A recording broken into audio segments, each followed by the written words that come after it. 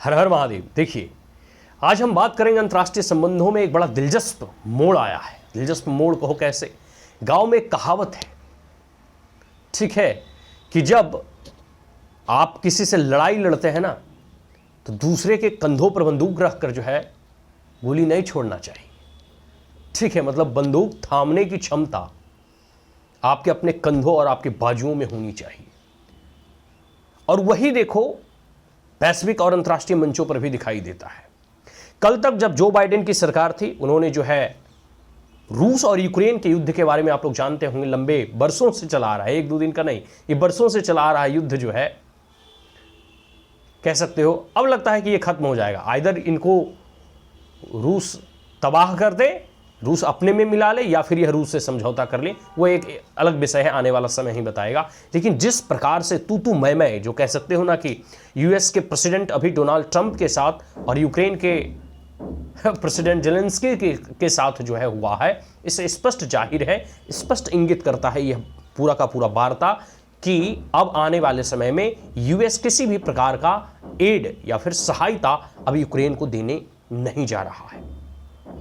देखो, सत्ता और परिवर्तन के साथ कई सारे ऐसे चेंजेस जो है डोनाल्ड ट्रंप एडमिनिस्ट्रेशन के द्वारा जो है उठाया गया, और उसमें ये चेंजेस और भी है। और ये आपको पता नहीं होगा, वो डोनाल्ड ट्रंप स्पष्ट कहते हुए दिखाई दे रहे हैं कि भाई तुम जो है समझौता कर लो। हो सकता है कि कल रूस आपके ऊपर परमाणु बम फेंक दे। मतलब युद्ध में और लड़ाई में तो कुछ भी हो सकता है।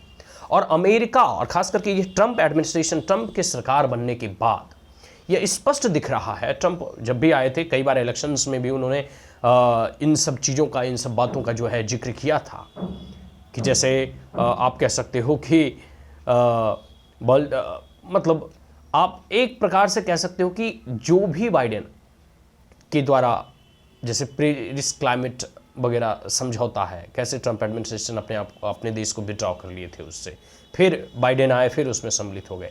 अनगिनत ऐसे निर्णय हैं, आप कह सकते हो, जो ट्रंप धीरे धीरे जो है यूनाइटेड स्टेट ऑफ अमेरिका जो है, कह सकते हो, ट्रंप एडमिनिस्ट्रेशन के कार्यकाल में जो है अपने आप को वहाँ से निकाल रहे हैं, या कदम अपना पीछे हटा रहे हैं।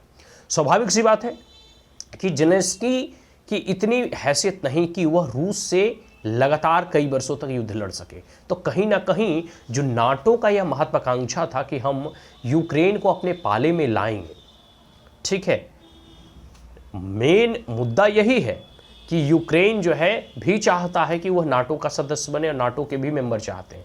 लेकिन अब जो है ट्रंप एडमिनिस्ट्रेशन ऐसा नहीं चाहता है, ठीक है। और रूस यह चाहता है कि हम किसी भी परिस्थिति में यूक्रेन को नाटो में सम्मिलित होने ना दें।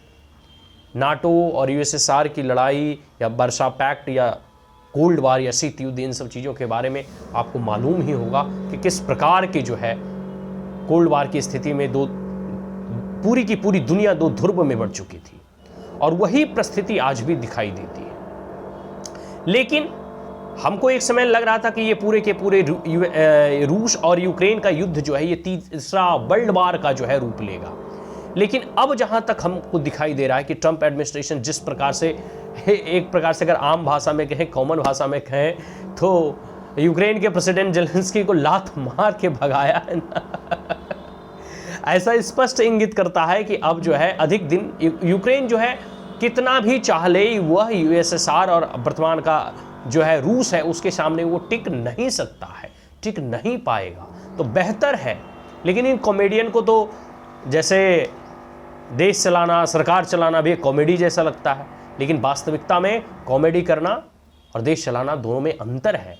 और जेलेंस्की की मूर्खतापूर्ण नीतियों की वजह से, मूर्खतापूर्ण फैसलों की वजह से वह अपने लोग, अपने राष्ट्र को जो है गर्त में ढकेलने की जो है कोशिश कर रहे हैं, और बहुत हद तक ढकेल भी चुके हैं।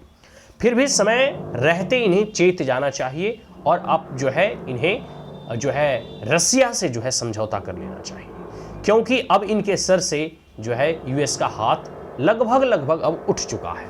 तो मैं फिर एक बार कहता हूं कि अगर अपने भुजाओं में दम है, ठीक है, अपने कंधों में दम है, तभी बंदूक चलाएं, लेकिन नहीं तो फिर यूक्रेन की तरह स्थिति हो जाएगी। तो अंतर्राष्ट्रीय संबंधों में एक नया भूचाल पैदा हो रहा है।